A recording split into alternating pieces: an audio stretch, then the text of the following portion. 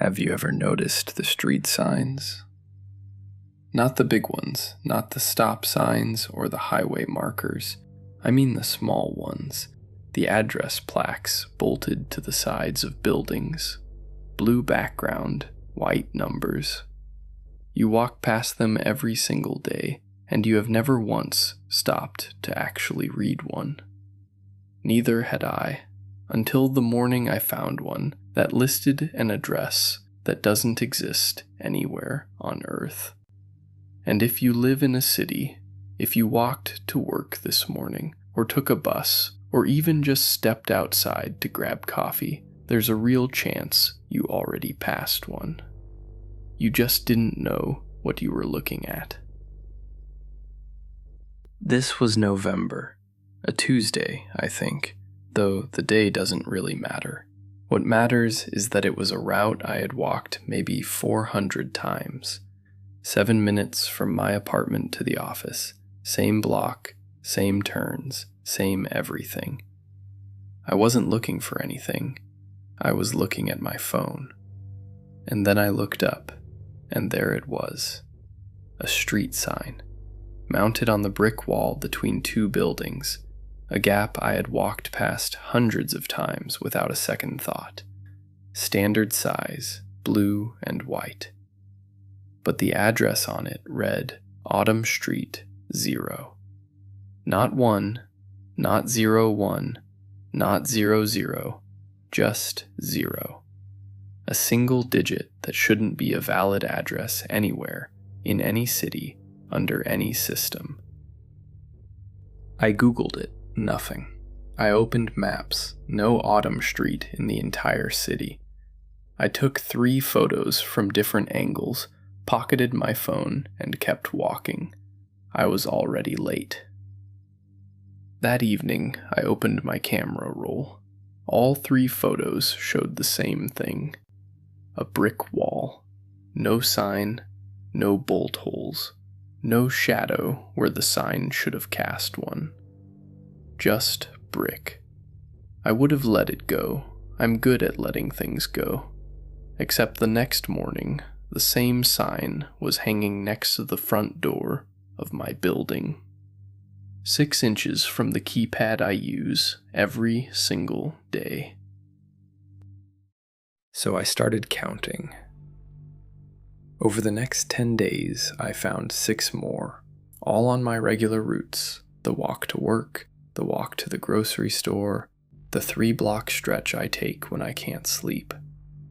Each one listed a street that doesn't exist. Winter Embankment, Silent Alley, Road with No Name, 1. Every sign looked official, but it seems that every sign was invisible to everyone but me. I bought a paper map, old one, printed years ago from a used bookstore. None of those streets appeared on it either. So I started making my own map. Every day I walked a new route, and every day I found a new sign.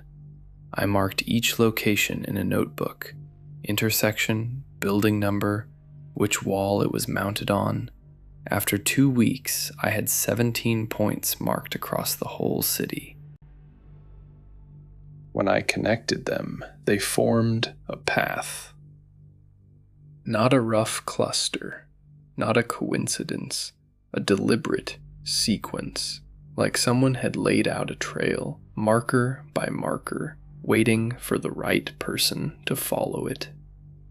The path ran from the center of the city outward, toward the industrial district on the north end, a part of town I had no reason to visit. The path started at my building, not my block, not somewhere in my street, in my front door. I gathered all the courage and walked the full route, all the way to the end.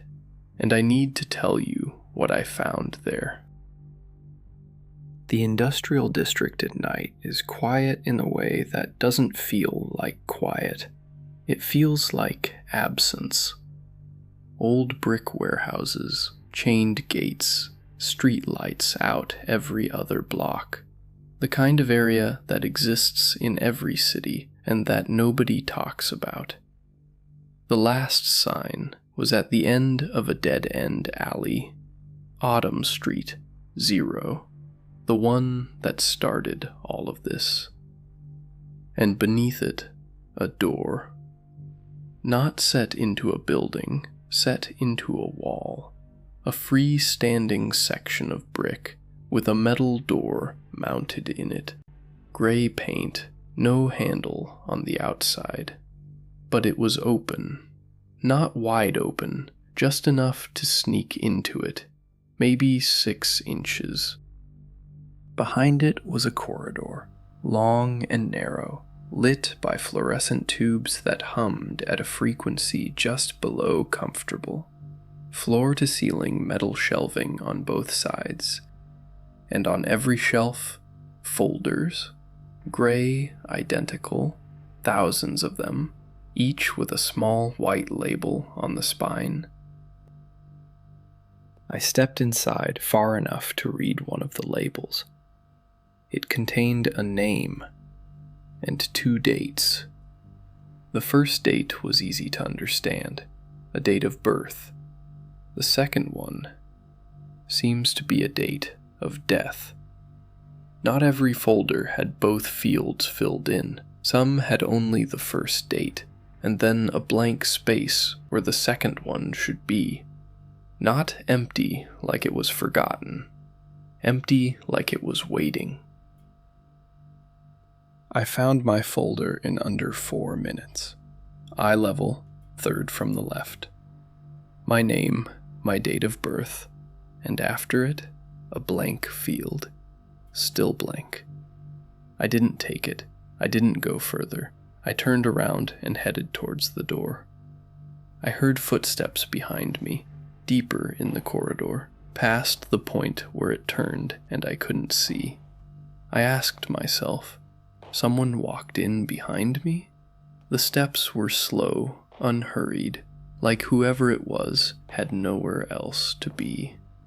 I picked up my pace without looking back. I got home around 2 in the morning. Everything looked the same. My cat was asleep on the couch. My half-empty coffee cup still sat on the coffee table. I told myself it was an old building, someone's storage facility, an eccentric archive. I'm good at explaining things away. The next morning, my neighbor didn't acknowledge me in the elevator. We've nodded hello every day for 2 years. He looked straight through me, like he didn't recognize me. At work, a colleague asked me to introduce myself as a new team member. I laughed. I thought she was joking.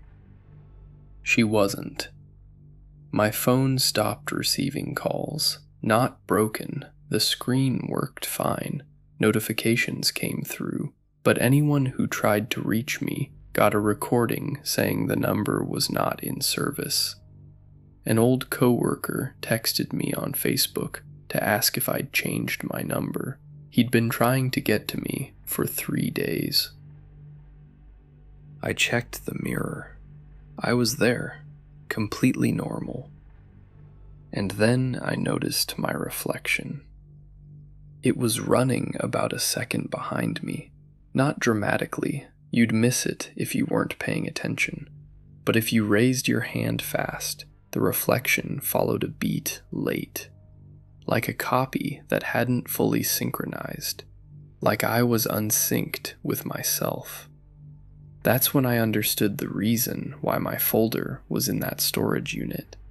And that second field wasn't a date of death at all. The next morning, the route was back. The first sign wasn't outside. It was mounted on the wall of my bedroom, between the window and the closet, at eye level, exactly where you'd expect it to be if you'd always known it was there. Autumn Street, 0. I don't remember getting dressed. I don't remember locking the door behind me. I remember walking, and the signs were everywhere, on every block, on every building, and the people around me passed them without a glance, the way I used to. The door in the alley was open wider than before, and I understood, standing there, that I wasn't being forced. There was no pressure, no threat, no hand on my shoulder. It was simpler than that. My route was complete. The paperwork was in order.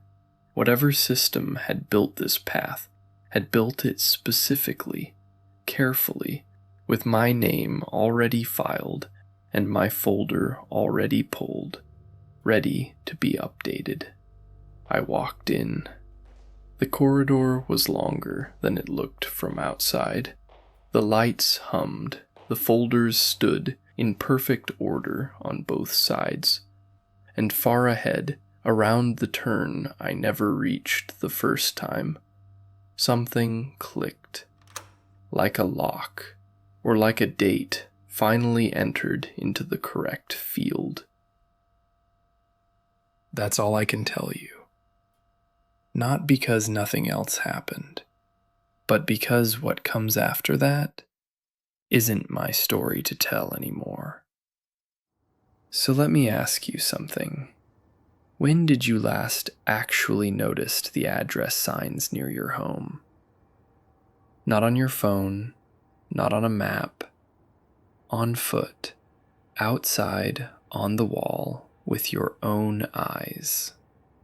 Because if there's even one that lists a street you can't find, the route already exists. It's already been mapped. It's just waiting for you to notice.